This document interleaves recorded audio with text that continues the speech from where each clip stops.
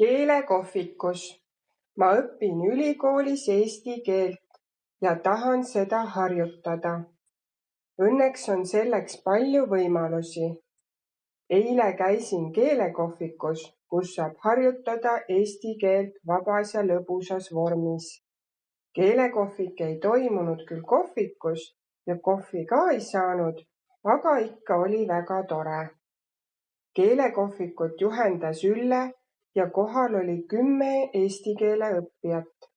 Mina, Mary, Ahmad, James, Olga, Anna, Sergei, Asma, Sven ja Sanna.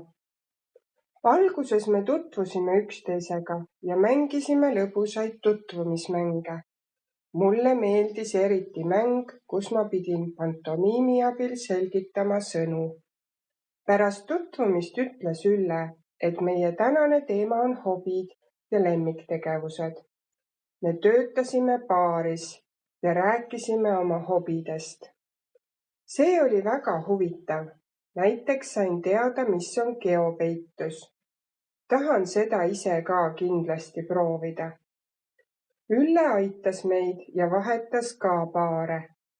Mulle meeldis, et sain keelekohvikus rääkida kõikidega, mitte ainult ühepaarilisega. Vahepeal oli väike paus. Jõime teed ja sõime küpsiseid. Pärast seda rääkisime hobidest edasi. Keelekohvik kestis 1,5 tundi ja Ülle ütles, et järgmine keelekohvik toimub nädala pärast.